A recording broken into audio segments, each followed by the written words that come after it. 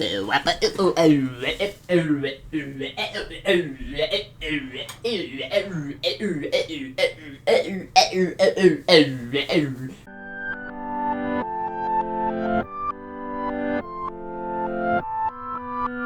everyone, my name is Stonesy Boy and welcome back to Reading with Stonesy. Today we are reading the new book, Minecraft Zombies Return. Number 2. I don't know, the title's weird. Or the picture's weird. So, to explain what's been happening, because this is a continuation book, one of the first continuation books we'll ever read on this channel. Basically, Bobby leaves her zombie little brother with Ben. Bobby's little brother became a zombie because of Ben's ex-best friend turning all the villagers into zombies. Bobby used to be a villager, and it's this whole thing. Go check out the first book if you want more detail in that. But honestly, it was a good book, or it was a good read. So, you know, it wasn't that bad. So without further ado, yeah, let's begin reading. Minecraft Zombies Return.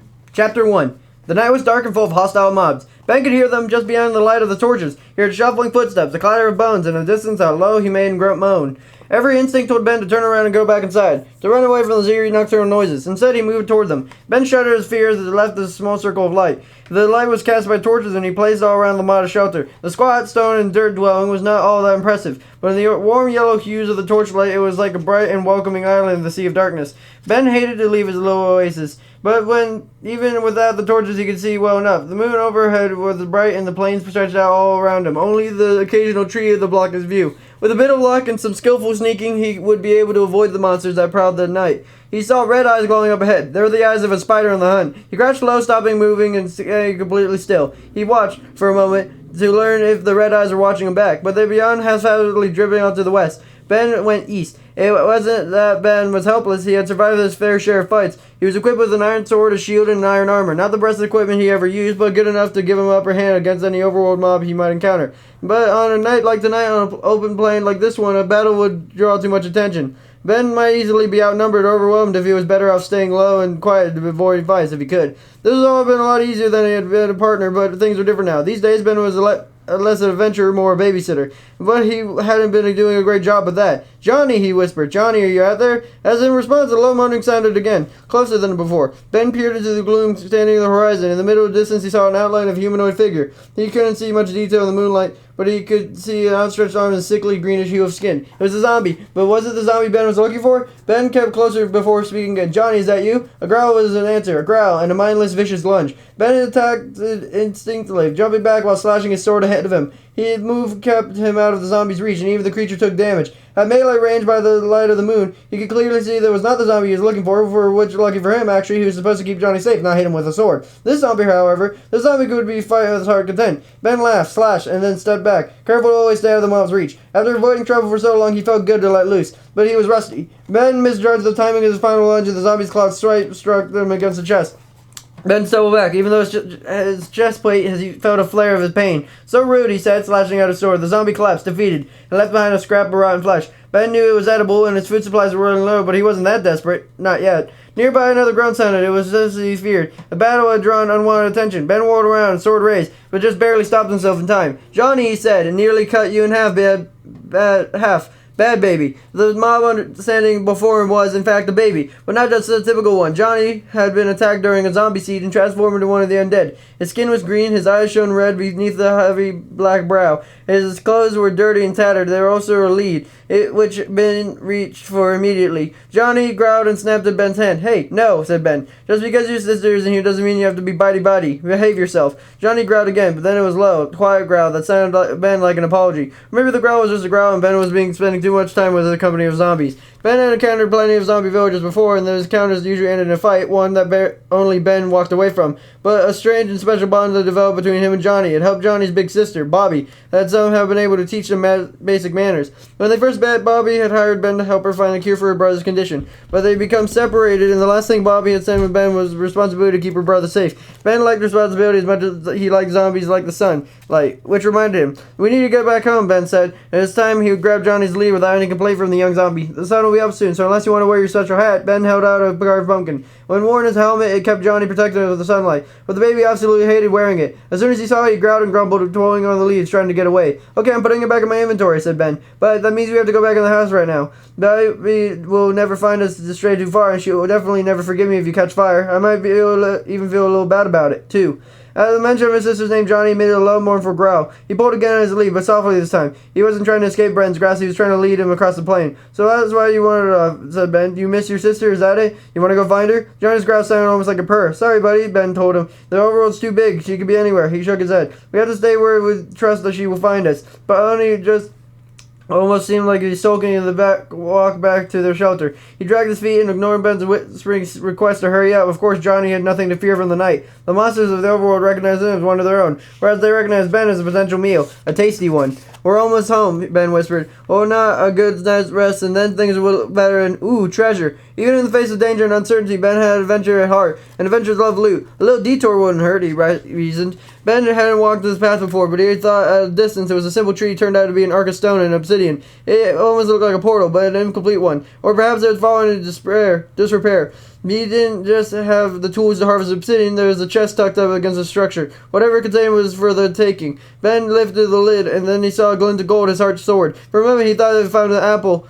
A golden apple, a key ingredient to the cure he needed for Johnny. But he was wrong. It wasn't a golden apple within the chest, but a golden carrot. Maybe it works the same. He wondered it out loud, and he held it for Johnny to take a taste. The zombie boy swatted the gold-plated vegetable away. Yeah, probably not, said Ben. He stashed the carrot in his inventory. After they left the gold-ruined portal behind, it was easy to find their shelter. On a night like this one, the lights were visible at a great distance. As they re-entered the glow of the torches, Ben felt a rush of relief. He allowed himself to feel safe again. He stopped looking over his shoulder for fear of ambush. He dropped his guard too soon. Torchlight stopped new monsters from spawning, but it didn't always keep away the monsters that already prowled the night. And one monster found his way to the shelter. As it rounded the corner and came into view, it made a presence known, with a sudden, urgent hiss.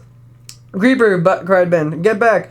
Ben put himself between the creeper and Johnny, shoving the zombie boy to safety. As the creeper exploded, Ben felt the impact along with the iron-armored back, but he managed to stay on his feet. If he had been any slower, both he and Johnny might have been eradicated. They'd been lucky this time. Are you okay, Ben asked, and Johnny grumbled. Ben turned to examine the damage done by the creeper's explosion. It was extensive. Only half of their shelter had been blown away, but Ben's meager belongings, the resources he'd been able to gather during the daylight, had been stashed in the simple wooden chest. They scattered on the ground, where the creeper had stood. Now there was a hole in the ground. The nearest torch had been blown away. Other lights snuffed out. More monsters might appear at any moment. This is hopeless, said Ben. If I don't have the materials I need to make a better shelter, he looked at Johnny, and I can't keep an eye on you and mine resources at the same time. Ben peered into a hole the explosion had made. Beneath the ground, he could see the minecart tracks that had brought him here. He remembered where the track led. But I know where we can find a real shelter, he grinned, then turned to clap Johnny on the shoulders. Logan's not using his fortress anymore. How about you and I move in? Johnny tried to bite Ben's hand, but he quickly pulled him away. He was pretty sure that was Johnny's way of saying, good idea, Ben. You're the best. Lead on.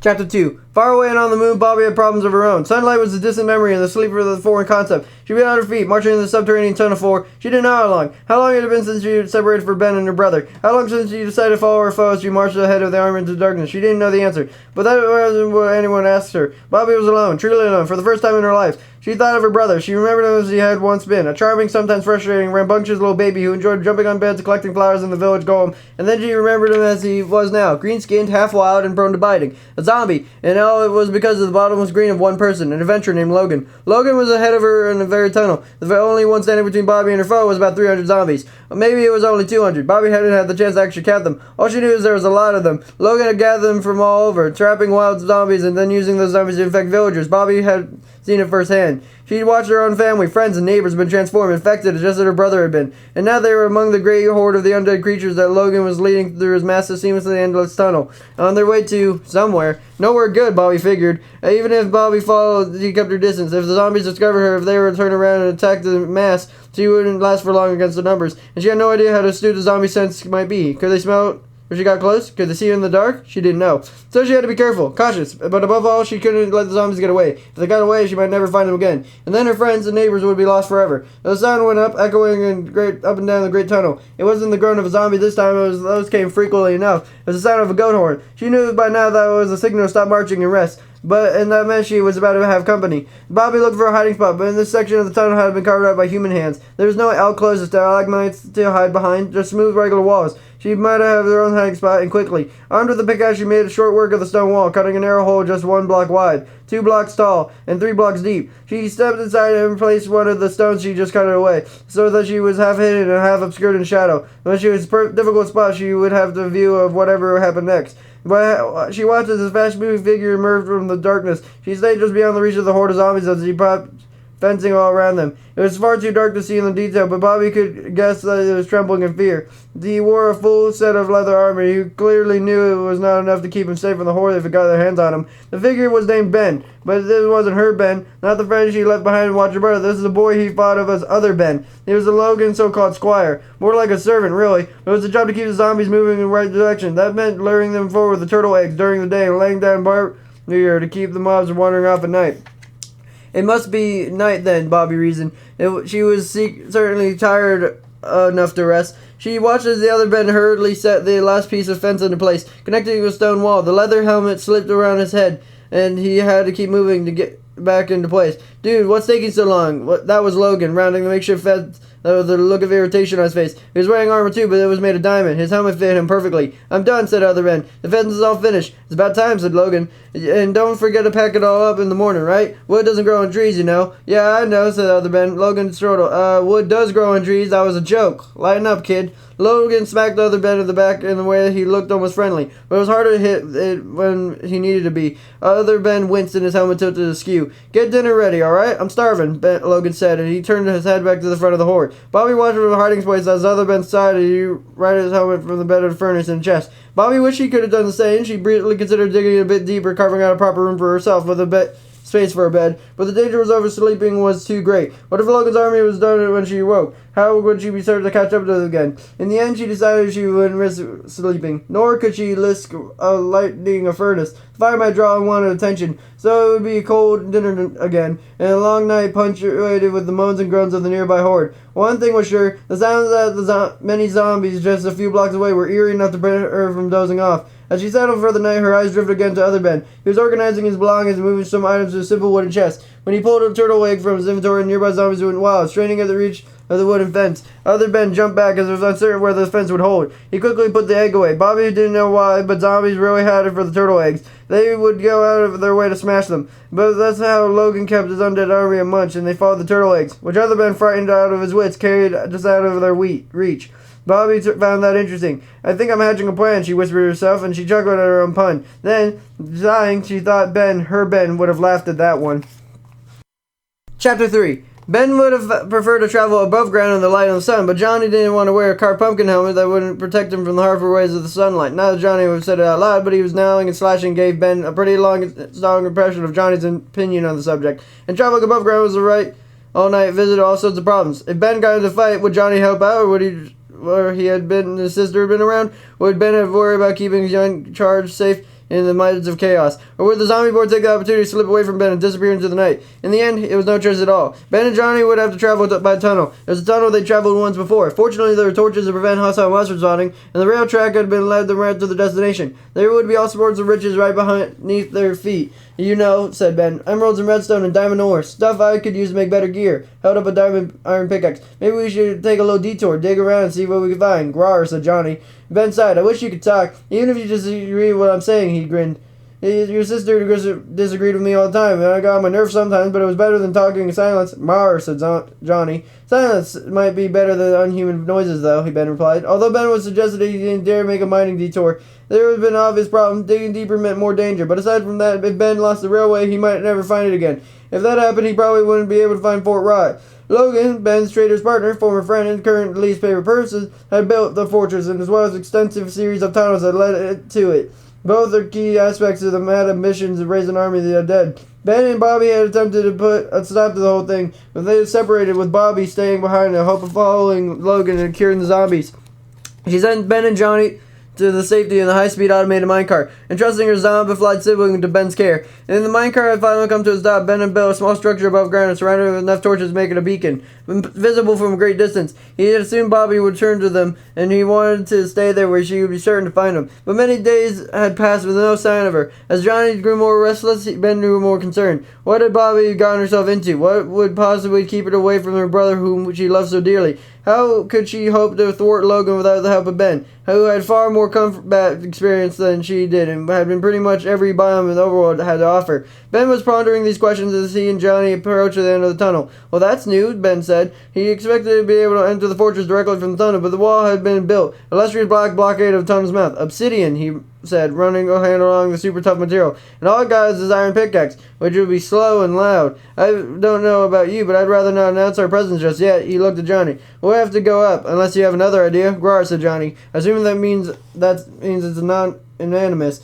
said Ben. We go. It was simple enough to build a basic staircase to cut through the stony ceiling of the tunnel, but as luck could have it, night had fallen. While Johnny burned up in the sun, he had nothing to fear about moonlight. Ben, on the other hand, had felt a shudder of fear as he emerged onto the surface. Logan's fortress loomed over him, imposing as it would ever been, it was red and black skull and crossbones, banner and zombie heads placed on the post. The heads were blank eyed, staring at the surrounding plateau and seeing nothing. Ben covered Johnny's eyes. Don't look, you'll get nightmares. Johnny snapped at Ben's hand. All right, said Ben. You are the nightmare. Ben's gaze landed on something truly menacing. Halfway up the fortress, there were figures moving in the lit window. Even at the distance, he recognized them. Hatchet and Flip, he said. Logan's cronies. They were dangerous, unpredictable, and cruel. The fortress wasn't the safe haven Ben had hoped for. Well, it wasn't safe outside the fortress either. Ben scanned the darkness for enemies. He knew it was only a matter of time before the creature came lurching around to attack. Oh, slime balls, Ben muttered under his breath. Any ideas, Johnny? Zombie boy growled unhelpfully. But not for the first time, and not for the last. Ben wished that Bobby were there with them, because at this moment, Ben was strongly considering launching an assault on two expert combatants in their home turf. He could use some backup, or even better, he can use someone there to talk him out of the whole thing. Maybe talking could be the answer after all. But maybe we won't know until next time, huh? So that is our grand return to Minecraft Zombies.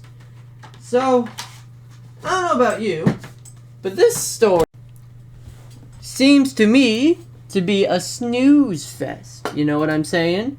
I accidentally hit space, which means now this is 3 parts of a video, and I don't know how long we took. But that doesn't matter, because today we read pages 0 to 1 to 20, which means we get the check mark. Next time we're reading pages 21. I don't know what is wrong with my computer today, but everything feels off. 21 to 39, and by astute judgment, chapters 4 to 8. Chapters 4. What is wrong with this?